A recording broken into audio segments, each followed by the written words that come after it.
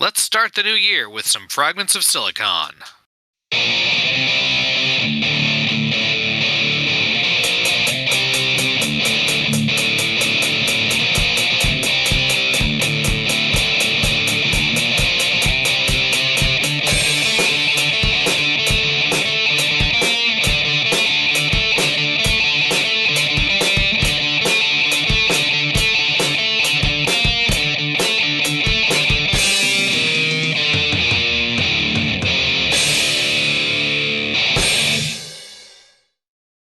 Alright, welcome to the first proper Fragments of Silicon for 2022. Not our first broadcast, that's our review show, what we've done.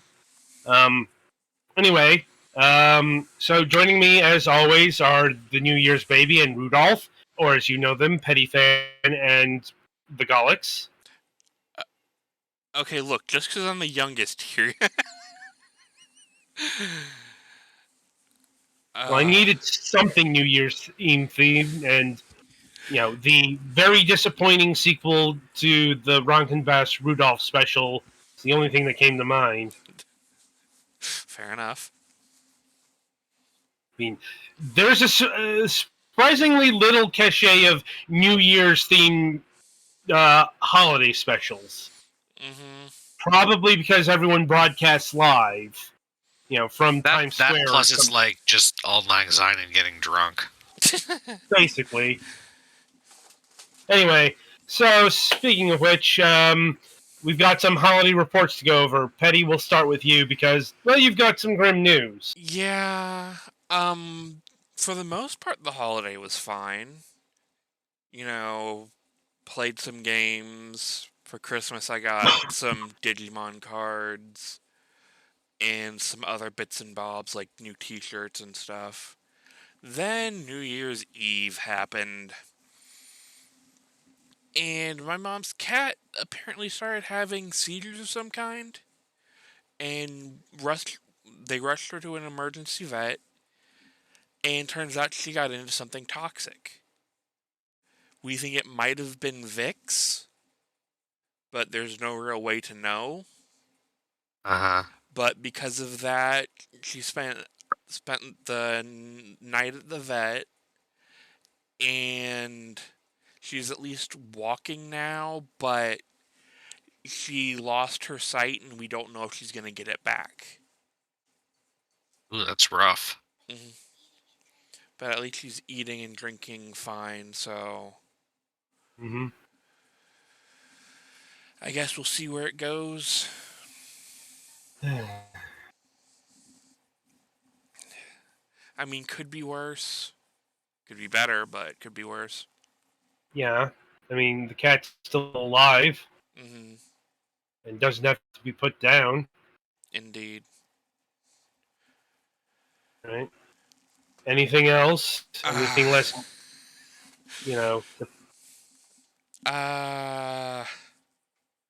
Not really. Hopefully this weekend I get to go do Digimon stuff because it's been so fucking cold and snowing. Mm-hmm. Alright, Galax, you're up. Not too much this end. Let's see, over the holidays, Christmas itself was pretty slow. It was just me and my parents at home. My sister was gonna come up the day after Christmas, but she was with her boyfriend's family on Christmas, and I guess his mom tested positive for COVID or something, but they tested clean within by Thursday, and they were able to come up. So our board game playing was somewhat condensed. But it was still nice to have her up. Let's see.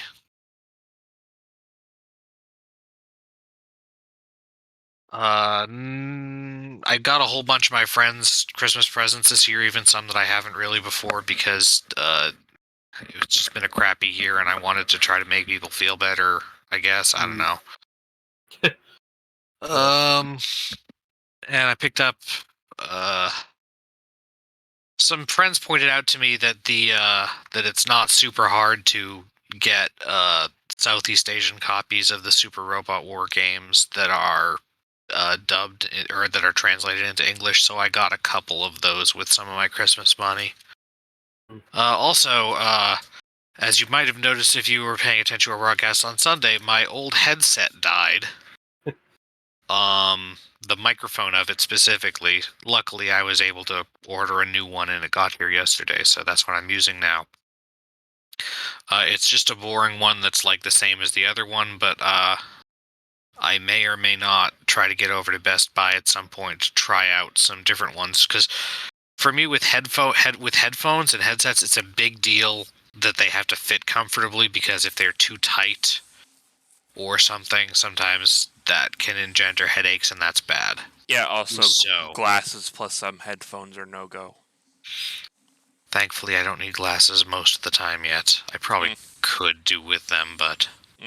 Lucky bastard. But yeah, headphones is yeah, it's the head pressure. Or as they refer to it, clamping pressure. Well, I mean, I'm also concerned about if I have to wear glasses about that, because I have a hard time with sunglasses sometimes. Fun. But yeah, anyway, everything seems to be going fine. I took the week off between Christmas and New Year's, so it was nice to have a break, but now we're working on getting back into the swing of things. Oh, and as of January 1st, I was lucky enough to get a decent cost of living adjustment raise this year, so don't have to worry so much about that big inflation thing that they've been talking about. I think that's about it. All right. I guess it's my go. Let's see. The holidays were, could have been better, mainly because I got sick over the holiday break. Christmas Eve, I think, I came down with a cold. Had to miss Christmas at my brother's place, because no way was I getting around kids feeling that sick. Something bacteria factories. Well, kind of in the reverse, because I'm like, I don't want to get that too, yeah. But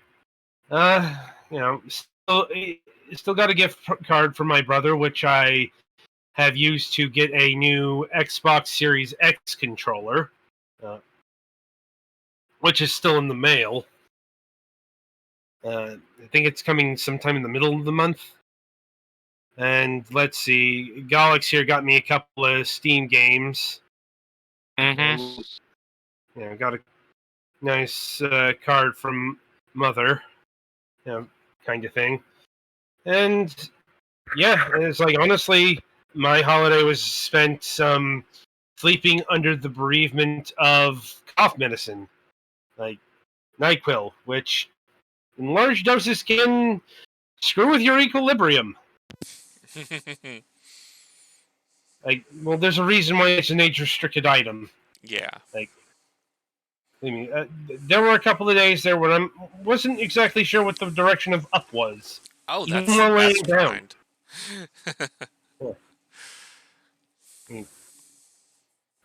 I'm not sure how much of the sickness is coming through now, but it's definitely a lot less pronounced. And at least you're not down with the sickness. Get out. I think on that note, we shall roll along to the interview portion of the broadcast. And joining us this week is David Brevik of Skystone Games. Hello. Hello. How are you doing tonight? Doing well. How about yourself? Doing well under the circumstances. And, right, so how we like to get started is we like to get to know the people behind the games, the studios, and all that, and we start by asking this particular question. What got you interested in video games, both on a personal and a professional level? Well, I'm really going to date myself here, but I got interested in video games when my dad brought home an Atari Pong machine in 1974. So that and then I had an Atari 2600 and an Apple II Plus, and I taught myself to program. And when I taught myself to program, I just basically made games and fell in love with making games and never wanted to do anything else. And professionally kind of really started after I went to college and got a computer science degree, and then started making video games in 1991. So this is my 31st year. Mm. And where did you end up in the early 90s?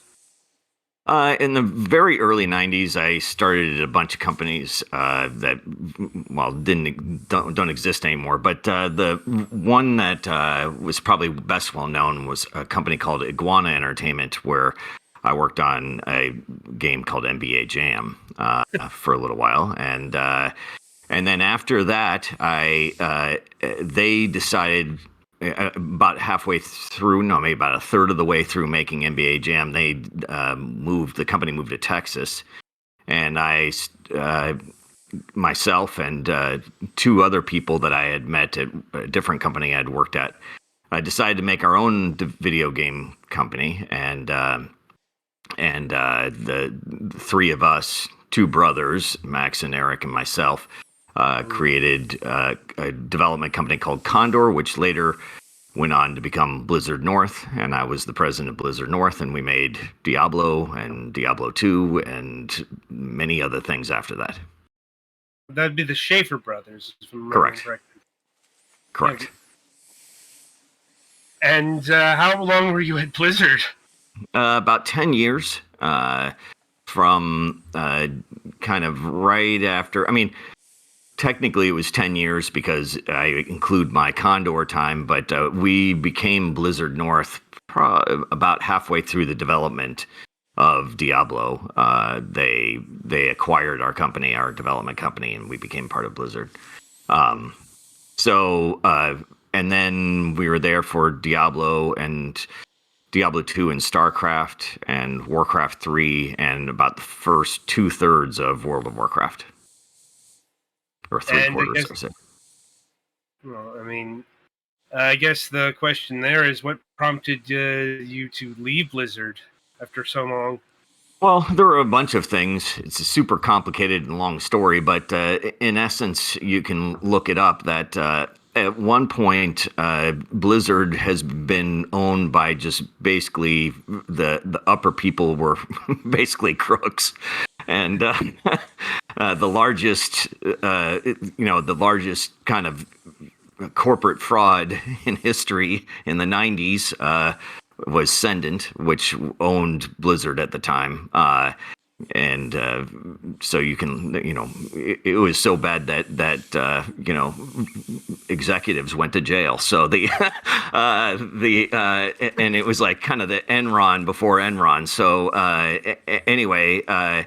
And then we got bought by a French water company that didn't know anything about video games, and they wanted to change the water company into a communications company and ran up a lot of debt, and biggest debt of any company in the history of European companies. And then they wanted to sell us, and it was a big mess, and there was all sorts of shenanigans going on. And so we just said, look, we're not. There's a very good chance that we're going to, do all of this work for nothing and lose it all. And it was close, and so we decided that it was just best for us to move on and try to do something different. So we left, and we made Flagship Studios, where we made Hellgate London.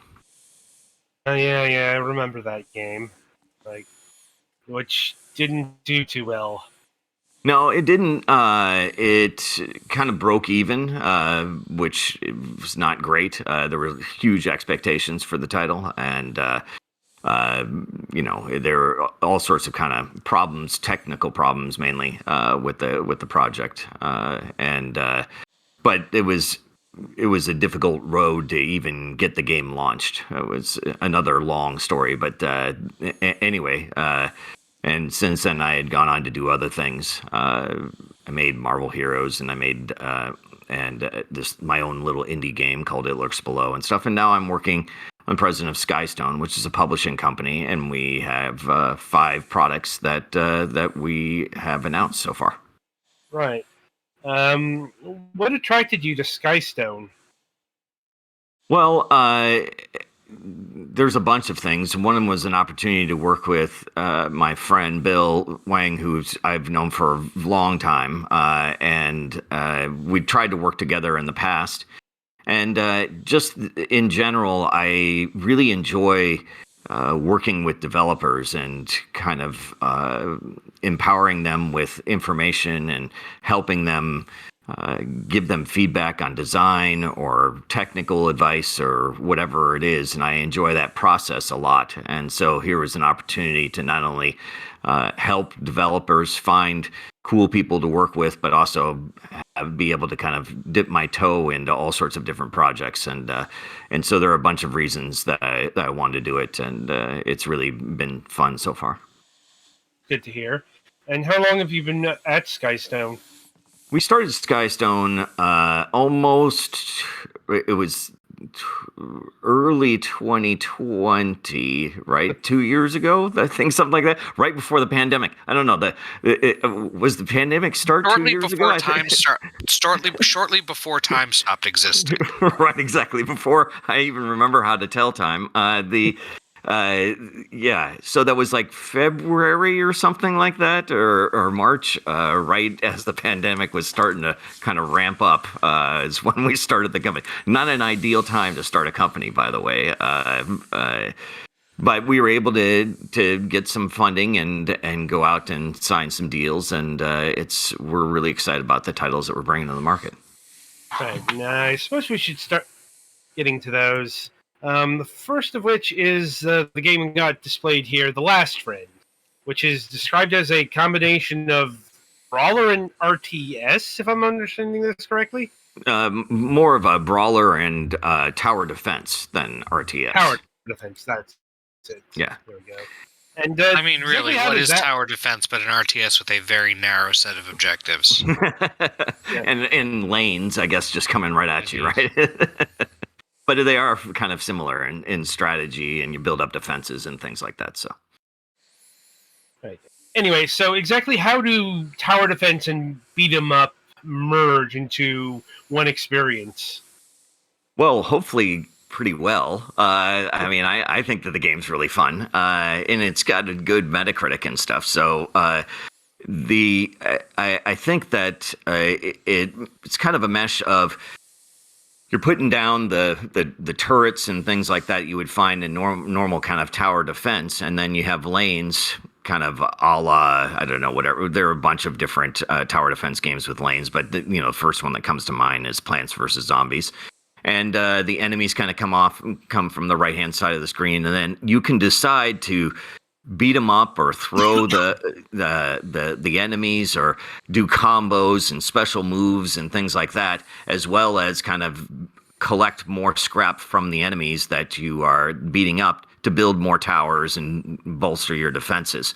And you have your hands full. The lanes, there's a bunch of different enemies coming from the lanes, and you got to like switch lanes and make sure that there's at least some walls or turrets or things like that in the other lanes to stop the other enemies from coming on. And you can't beat them all up at the same time. So kind of some punching and some building and kind of fast, furious action. So, and then you're rescuing dogs. The whole entire game is about rescuing and uncovering new dogs. And the dogs give you different abilities, access to different turrets and things like that. And is like the wave generation your typical tower defense thing? Like, do you have to deal with, say, 20 waves of enemies, that kind of deal? Yeah, it's not quite that many, but yeah, it is that there will be different waves of enemies, and they'll have kind of some downtime. And in between the waves is a good time to like build and construct your new defenses, and build walls and build turrets and build all of your different devices that you can build, and kind of upgrade things and things like that, as well as then the next wave starts and you're off to beating things up again. And what sort of powers do the dogs bequeath upon you? There's a bunch of different things. They're kind of different categories. Some will give you new things to build, so different turrets, different types of turrets, regular and water squirting, which helps against fire, and lightning ones and fire things and stuff like that.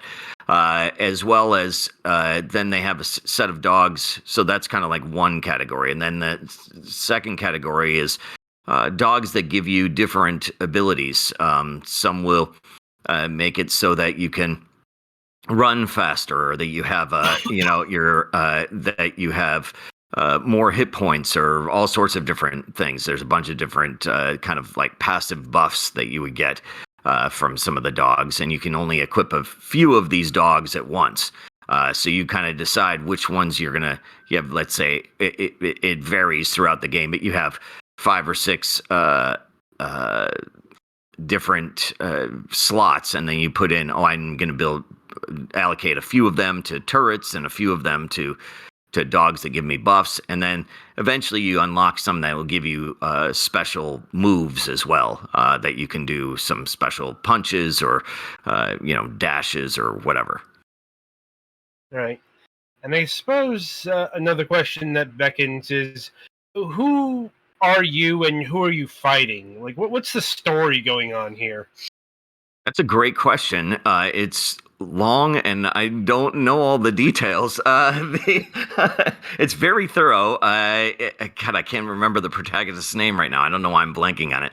It's embarrassing. But it's mainly about that you're this guy that has a friend, and you guys uncover this plot by this nefarious group that have kidnapped and doing research on all these dogs, and so you're going out to rescue them while the kind of the bad guys are out collecting the dogs and putting them in cages and stuff. So you drive around to different locations to rescue the different dogs.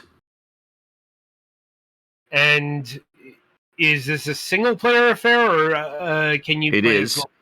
Right now, it is single player. However, there is a patch coming soon that will allow you to have co-op, and you'll be able to play several players at once. So somebody can be working on defense stuff. Somebody can be focused on, more combat. So there's, there'll be different things that you can do there that allow you for a kind of a multiplayer experience. And how many? What is that? Up to four players? I think that it's only 2 right now, but don't quote me on that. It's not complete, so we'll see what it ends up being. Fair enough. And how long has the game been out at this point? The game came out at the end of September, and kind of right as the what was that big Amazon game, New World, was kind of it was like launched on the same day or something, unfortunately. But anyways, kind of right around the end of September, very end of September is when the game came out. And we're really proud of the work that we've done. The team is great. They're out of El Salvador, and it's been really fun working with them. They're a talented group, and we're excited about the new opportunities that this project is gonna have. There's still some really cool patches coming, as well as it's coming to other platforms. Right. I know that you're targeting a Switch release for this year. Correct. Like, Yeah. Is it just the Switch, or PlayStation 4 and Xbox One? Well, we'll see. We haven't announced anything yet, but I can imagine that it would. There's lots of good reasons to put it on any machine. Fair enough. As most developers, you're going to maximize your revenue by making sure that the product that you've worked on, with so much, which is really not easy to do, and making sure that you're putting it on as many platforms as possible to ensure that you're maximizing the revenue for your time and effort. Right. And up next, we got a game called Undying. Yes. Which is a zombie survival shooter. Yes, it's a zombie survival game. That's yeah, exactly. And it's got a really interesting story. You are play kind of a mom and son, and in the zombie apocalypse, and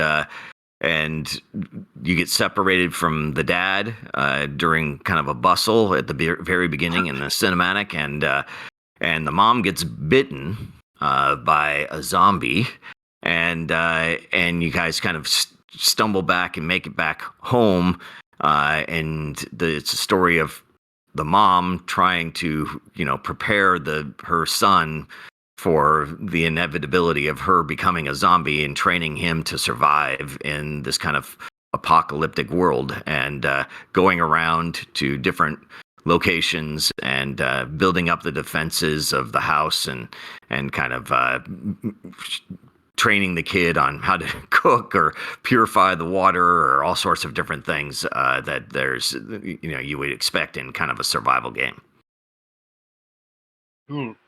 I will say that for a a zombie survival horror game, that's actually a pretty fresh twist. Yeah, it's really interesting. We're really excited about it. We think it has garnered a lot of attention from a lot of different people. They are very excited about the story, and it's so far it's really great. It's entered early access right around mid-October, end of October, sometime right in there. And about half the content is in or so, and there's been a bunch of patches and special little events for holidays and things like that, and we expect to have a full release sometime this year. Okay, and exactly what state is it in terms of early access? Like, is it still getting content updates? Yeah. Okay. As a I've released games into early access before, and I just find it's really important to kind of listen to your community and get some feedback, incorporate things from the community, work with them to try and improve the game, as well as make a bunch of patches, patch as often as you possibly can, and continually add content and whatnot to kind of get us to the finish line. Some people have been burnt by early access in the past, but we're really confident that this game is going well, and we're in constant communication with our community, and we see this as just the right way to do kind of early access, is that you have an opportunity to play it early, be influential in the kind of the final design, and get feedback from the community, as well as create something great, and then release the full product in the next few months. And what sort of feedback has the community been imparting thus far? Well, people are really enjoying it. There are some segments of things that we've discovered that have needed some work, and we've been addressing those. We've been trying to kind of get a lot of the feedback that we have are things that, as developers, we understand and realize that they were the problems anyhow. But the community, rightfully points out largely the same kind of problems that we already knew, and we're working on solutions. And sometimes it's because something's not done, so you don't see the full picture yet, or sometimes there are problems of, hey, this could be more interesting if we do some twists here, getting items out of a particular location. Maybe it's more exciting if there's a lot more randomness associated with it, or something like that. There are like suggestions like that have helped a lot. And how much longer do you figure that Undying will be in early access? It's hard to tell right now, and it's not really about the time. It's about finishing strong. We would like it for it to be a few months, but who knows how long it'll take. It'll take as long as it does. we want to make sure that we have a great product on our hand before we release it. So we're going to make sure we take the time to polish it and do it right. Good to hear. And what's the kind of roadmap of updates for the game? They've had, they've kind of detailed a lot of the updates that we've had have been not only in the Discord for the channel, but also, the other ways that they communicate with the team. They've kind of detailed the roadmap ahead and things like that as well on their Discord channel in particular. And I guess up next would be the Space Lines from the Far Out, which is slated for this May, according to Steam. Yeah. So what's this one? This is yet another very different game from us. All of our games are kind of radically different from each other. This is a kind of a party game, similar kind of to Overcooked. In that, you've got up to four people on the screen running around trying to do stuff. But this is you own a space line, a spaceship, and you're flying from kind of node to node. And when you're going from one location to another location, one space station to another space station, you've got these passengers and you got to feed them, and they're like messing with the ship, and you got to like entertain them, and you got to fly the ship, and you got to like do all these tasks that are kind of going on. And it's really, it's hectic. There's all sorts of stuff going on. You got to you can juggle all of these balls in the air kind of thing. It's really fun. So you've got this kind of the moment to moment of the four people trying to please the passengers and fly the ship and make sure you're going in the right place, or picking up new people, or fueling the ship, or repairing different things that break, or whatever it is. With this kind of, and there's a lot of comic relief associated with this. Like the passengers are all kind of goofy, and they're in space, and they're aliens and whatnot, and they'll mess with the gravity machine, and then everybody's floating around on the machine, and people are puking and stuff like that. You got to clean that up, and anyway, it gets really wacky, and so you kind of combine that as the moment-to-moment gameplay, but the meta game for it is very similar to many roguelikes, or kind of like FTL or things like that, where you're upgrading your ship as you go from kind of space station to space station, and you have a map that you explore, go to different places. You can buy now we can put in seats so our passengers are more comfortable, or a TV so that I don't have to like dance entertain them, or a better cooking device, or we need whatever it is. There's all sorts of different things. There's a million little upgrades that you can put into your ship to make it better and better over time, and get further towards the goal of going all the way to the kind of the promised land of the capital city. So it's trying to play through the game with a team of people, build up your ship, and trying not to die, not get your ship blown up or go out of service with bad customer ratings. And so it's got kind of like the roguelike element, as well as kind of building up your ship, and then the moment to moment of the craziness that happens with all the silly passengers. Right. And after that, we've got Underworld Dreams. Yes. Underworld Dreams is is kind of like it's a, I guess, horror style, immersive puzzle game, similar really in the vein of kind of Resident Evil kind of feeling, but Cthulhu in nature. So it's kind of a twist on kind of a Resident Evil style thing. going through first person. You got a weapon. It's dark. You're searching. You're doing puzzles. You're opening up new areas. You're finding out about the world and what's going on, and this mystery that is unveiling itself as you go through. You get these tapes that you're supposed to go find your friend, and you go off to this location, and kind of the mystery unfolds from there. So really dark, really creepy, lots of kind of horror elements, as well as very heavy Cthulhu mental kind of stuff going on as well. And finally, Boundary.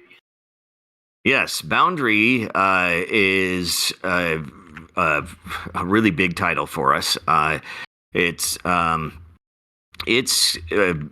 really high-end looking shooter, but what sets it apart from many others is that it takes place in space. So you are kind of in spacesuits floating around at a space station, and it's realistic-ish looking in that, the space suits and things like that are more, almost looks like something from NASA. And it's got kind of that kind of realistic look to the entire thing. The space stations look like kind of modern technology, and it's 3D full shooter, and you with kind of space physics. I mean, they're a little bit not quite space physics, but you do float around in space in 3 dimensions. Enemies can be above you or below you, and it's got just incredible graphics and really fun gunfight kind of mechanics.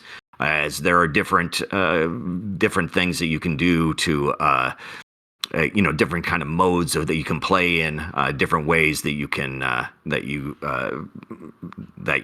play the game. There's different kind of mechanics and different PvP experiences that you'll have.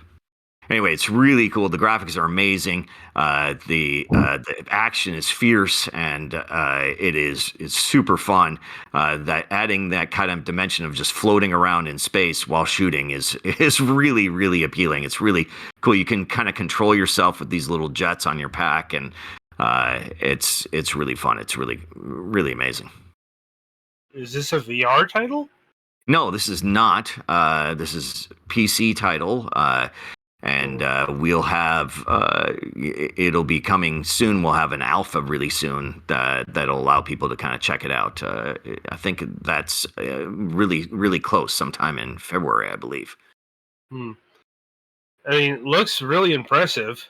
Yeah, it is. The graphics are really amazing. In fact, the CEO of NVIDIA showed this product off at his last annual speech or whatever that he did to the shareholders because the graphics were just so incredible. Yeah. So, have there been any problems with motion sickness? Given that this is like, I'm guessing, do you have a full 360-degree radius of motion? Yeah, you do. Though, kind of the levels are set up in such a way that it isn't, up and down 360 all over the place, loop to loop kind of thing. Like you kind of spread out in a plane, but you can go any direction. You can fly. You can make it as loop to loop as you want, but the gameplay itself doesn't feel that way. There's kind of like hallways you go down in the space stations and things like that that help ground it in more of a way that still makes it feel like you're floating in space, but it's not quite as motion sicknessy. I get motion sick from first-person shooters all the time. I mean, like I can barely play them because I got about 15 minutes in me before I'm like a little queasy. But this one doesn't really do it to me. This one I'm able to play this for pretty extended periods of time without having any problems. Good to hear. And yeah, I think that's about the breadth and scope of your announced library at this point. Yes, correct. I'll see if my colleagues here have any further questions about any of the titles we've featured here. I think I'm Sure. good. Yeah, I think I've got my things covered. All right. Cool. David, it was wonderful having you on the program, and we look forward to seeing some of the games and we talked about here getting released and or getting out of early access or hitting other platforms. And maybe we'll have you back on the program when you have something new to talk about. That'd be great. I really appreciate the time and the invite. It was fun, and I'm glad we got to talk about some cool products. Indeed. Right, so all 5 of the games can be found on Steam, and I believe how many of these are on the Epic Games Store? I'm not sure. I think that most of them are going to be, but some of them aren't there yet because of early access and some other stuff. But I think that we plan on bringing them all to Epic. Okay. But yeah, you can find them on Steam either for purchase or pre-order. So be sure to wishlist where appropriate. And Petty for us to the next segment.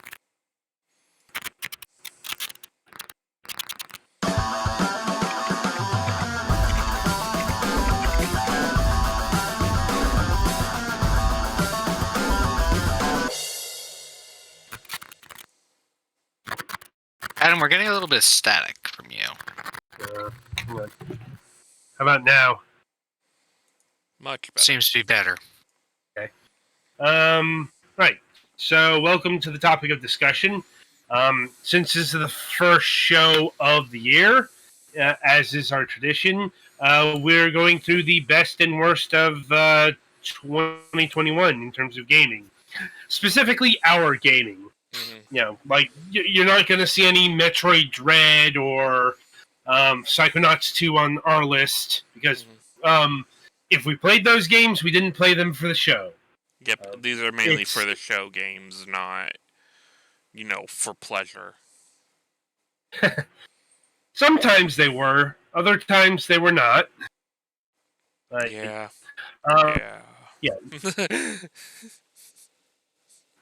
Worth noting that not all of the games can be commented on because, well, a fair amount of them were covered by our wayward member Twilight Winter, who's still on sabbatical. So, that being said, we played a lot of games. Nearly 200. Yeah. No, that's not all. That's all together. Not we all engaged in 200 games. That being said, yeah, there's a lot of forgettable shit. So, as far as the best and worst, I guess I'll start with the worst. I guess we'll go like the worst 5, best 5. Thinking about it, the first really shitty game that comes to mind is Mutant Ops. Which is one of the freeware titles we played last year. And that was a 4-player fest. So we all got to experience in the pretty ramshackle construction of it all. Yeah. Let's see. I guess at number 4, Freddy Spaghetti. Oh, God. That was pretty... I played the second one instead of the first one, but it was pretty... Yeah, I had the joy of the first one still. Again, fuck you for that. At least I make it a policy to split games, so you don't have to face up against bouncy bullets again, for example. Yeah. Oh, God. But let's see. Fast forwarding to more recent times, Running Water was a broken jank fest with very stiff controls and just shit design, like seasons beatings. Yeah, that it was rolling the dice if you could survive an encounter. But for me, the worst game that I played last year was Invisible Hand, which was like the epitome of unoptimized Unity problem. It's like whatever critiques or commentary it was offering up on the stock market and capitalism and all that, I got like 2 days in and the game just refused to work properly. Ugh. That alone is enough for me to say that was my worst game of the year. All right. What about you guys? Let's see. Well, my overall worst is the what was it, Raven Sword? Yeah. Yeah, that one can go rot in a special place in hell.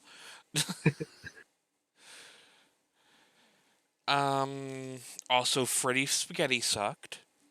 Uh-huh. A lot of the Rata-like games I ended up getting were kind of bad. Yeah, but they tended to be uninterestingly bad Mm-hmm. or good. That's as we've said in innumerable Radalikia reviews. Their games are like the white noise or white bread of video gaming. Biggest thing I could say about Radalaika this year is that we had a lot more mediocre visual novels and adventure games to split up the mediocre platformers. Yeah, they went. Although honestly, some of the visual novels were not that bad, even ones from them. Just it's hard to get into them for me. I don't know. Like I don't want to say that. Well, for example, this Shinrai from last week. I don't want to say it was outright bad, but I wouldn't say it was particularly good either. Right. Anyway, any other games spring to mind there, Petty? Not really. All right, Galix, what about you? Oh, there's some recency here because it's hard to remember things from too long ago, but I was pretty disappointed in Aldred Knight because there were some neat ideas there, but the execution was just really rough.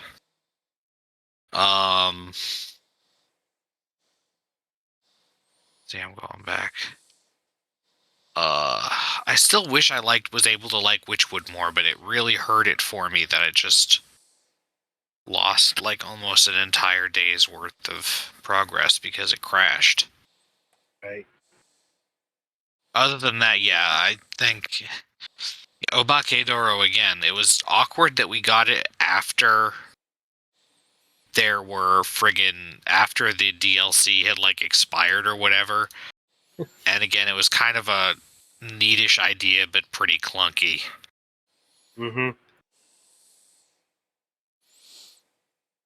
Other than that, a lot of them were just visual novels that I bounced off. Oh, Family Vacation again. Both of those I would just as soon not. Like, hidden object games are not something I object to on principle, but they're also something I don't enjoy. And the second one was just so much more complicated and not in a good way. Right. Let's see. I guess for the top games, like, this has been something I've been warring with since there were quite a few good ones. But I guess my top 5 would be number 5, Jupiter Hell. Really surprised me bringing, boomer shooter aesthetics to a roguelike. Proper roguelike at that.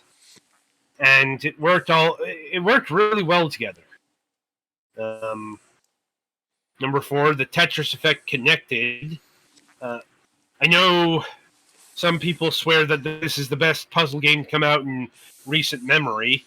I don't think it's the best puzzle game I've played this year. Still a great game, just, I'm not that big a fan of some of the modern Tetris rules, and once again, some people love the aesthetics that Enhance puts out.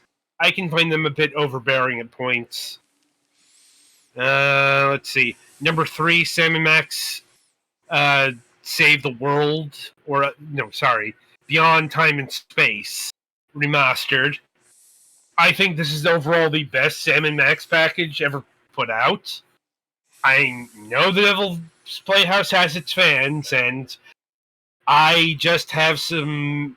I did not like some of the directions that season went in.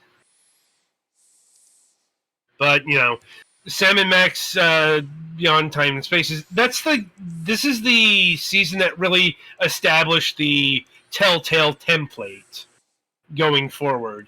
Like, this is the season where they said 5 is a good amount of episodes for a season. Because the first season had 6, and yeah, they rightly figured that was a little too much. Number 2 is Shovel Knight Pocket Edition. This is the best puzzle game I played this year. Like I said, I think the biggest problem with this is the overall campaign is on the short side. There's a lot of replay value there, but you'll be able to get through the main quest in about 4 to 5 hours. Like,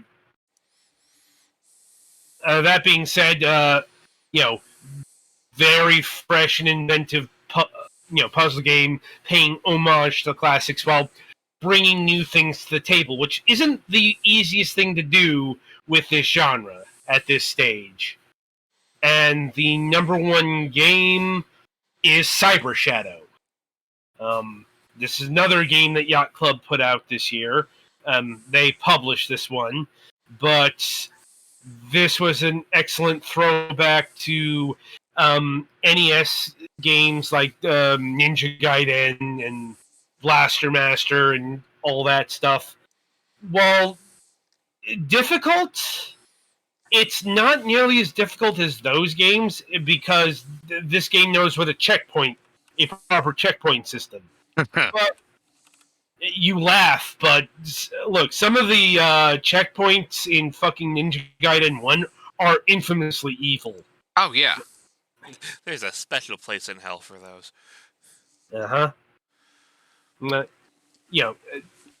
I said, this is not an easy game, but if you're a veteran of NES games, you're going to find this comparatively easy. It's just in terms of, like, modern action games, yeah, this is going to brutalize you, but not in a, what we call masochistic platformer way. It's not going to brutalize you in the same way Super Meat Boy is. Like, it's got a different flow.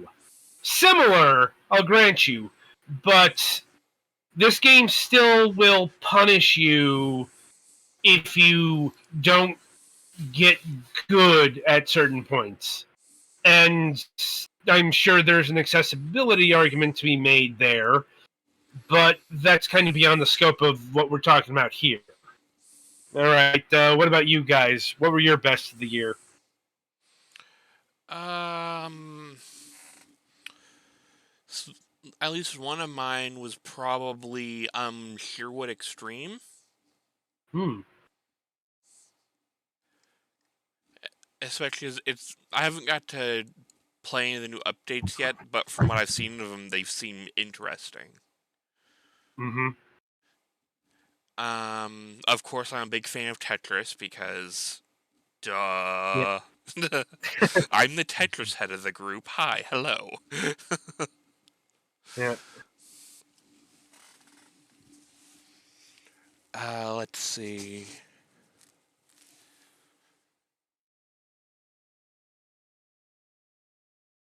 There was one. Fling to the Finish was surprisingly okay. Mm-hmm. Like I wouldn't put it above like a 4 or 5 on like a top 5 list of the year, but it was Mm-hmm. shockingly decent.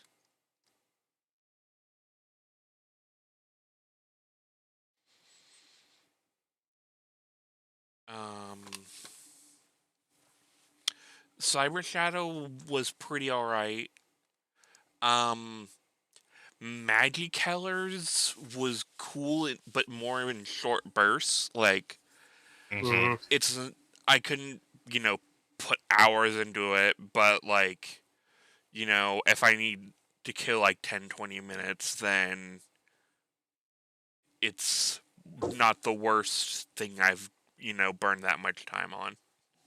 Right. Um, Fireworks Factory, not as much as fun game as interesting to see how hard I can push this new computer because physics. Yep. And I think that's it for me. All right, Galax, you're up. Let's see. Um, find the one that I was thinking of. Cultist Simulator and Hero U Rogue to Redemption were both pretty good, even though I didn't play Rogue to Redemption as much as I was hoping I would be able to.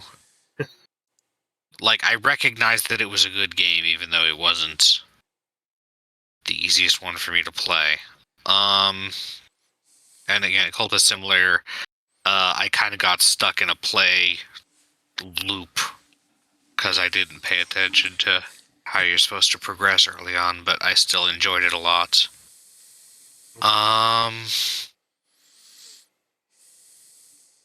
See. Again, Witchwood was good except for the issue that I had, which kind of puts it on both good games and disappointments. I agree that Magic Colors is a pretty decent puzzle game. Had some issues with it.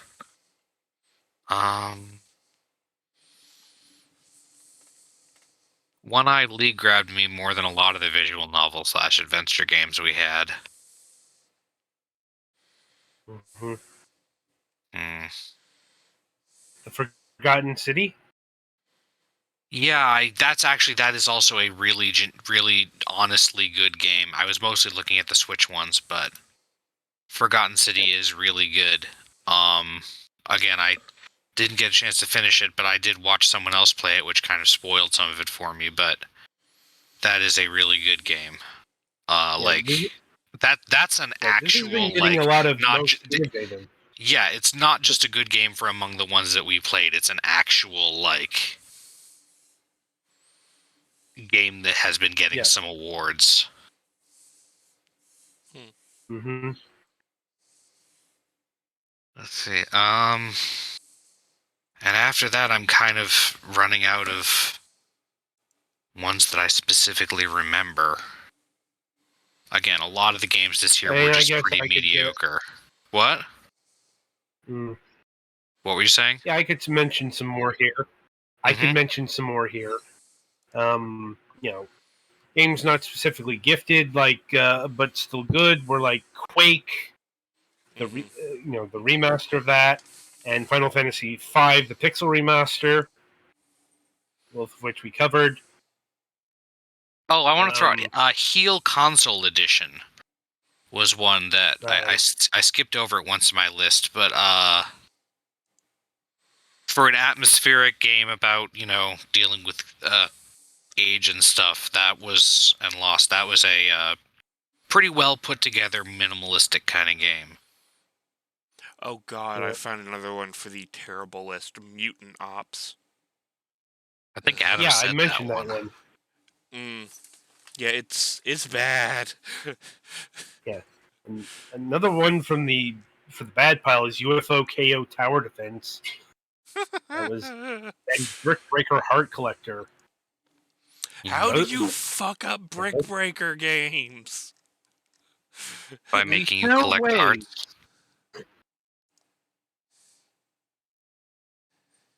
One way. Remember you guys not being one of you guys not being keen on Fire Ung's quest. Yeah, I did not. I didn't like hate it, but it turned me off a lot. Right. Another one that was kind of bad was Monster Jam Steel Titans 2. Mostly because it didn't fucking work.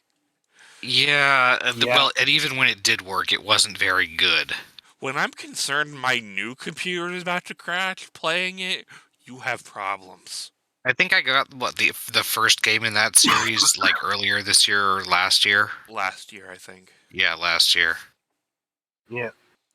And another shitfest was Dragonborn, which felt like an old and creaky RPG, even in Game Boy terms. Oof. Mm-hmm. Let's see. Shadow Samurai wasn't Samurai Wish this year? Yes. That was not. That was bad. That was Hotline Miami without all the charm and like Right. game feel. Yeah. Kazakh Jack was pretty shit. Oh, God. Wanted to be Super Meat Boy with a quarter of the talent. One more for the shit pile. War Solutions. Aground was one of the better games played this year.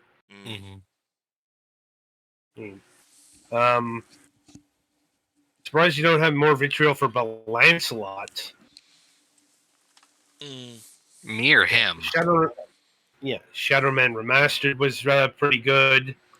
Just I had issues with the original game, and they're still there. I don't think either. I think whoever played Lancelot or whatever the fuck it was deleted it from their memory. But that's a fair amount of these. That's a fair amount of these games. Let's be honest. I honestly generally try not to dwell on games that suck. I think I kind of liked Elliot. Yeah. Realm Guard was pretty good. Oh, I forget what we actually said for the price of it, but Day Life in Japan Pixel Art Jigsaw Puzzle, I think, was this year, wasn't it? Yeah.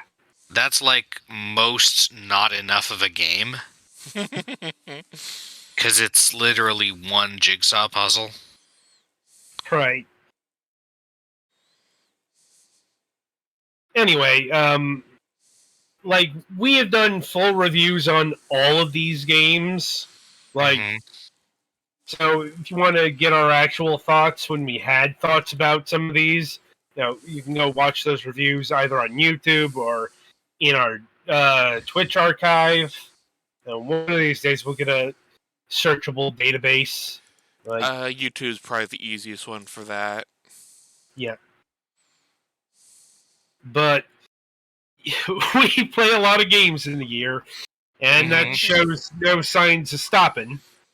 Yeah, Kingdom Tales 2, and Fate of the Pharaoh, which is the same game as Kingdom Tales but with a different coat of paint, were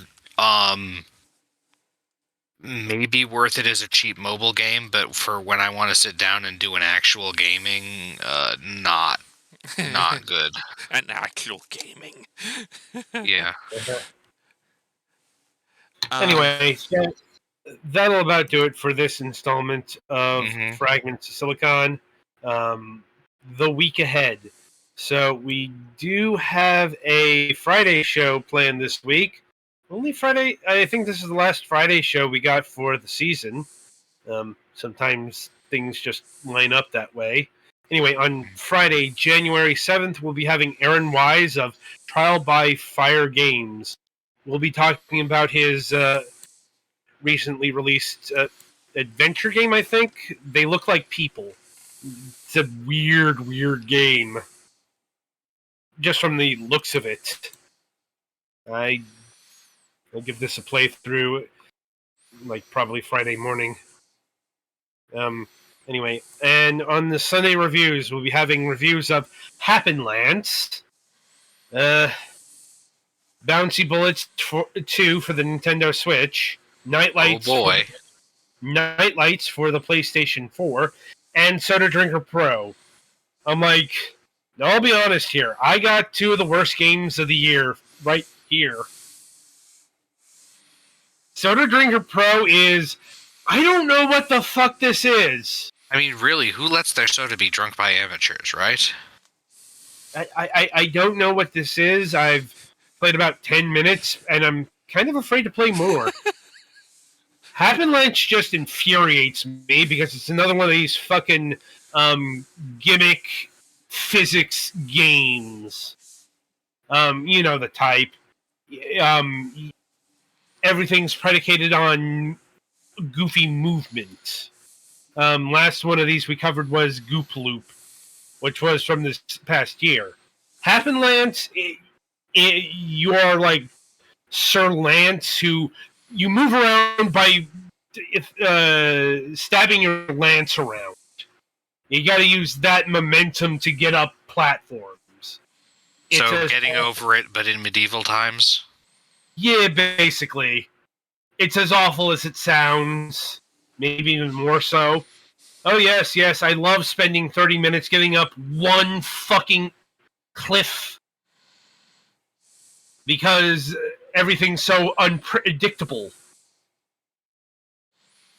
I don't know. There are people who like these. Honestly, a lot of these are just made for the YouTube screamy crowd. Mm-hmm. I just categorically hate this shit. Right. And yeah, I think that'll about do it. So until Friday, I shall wish you good gaming.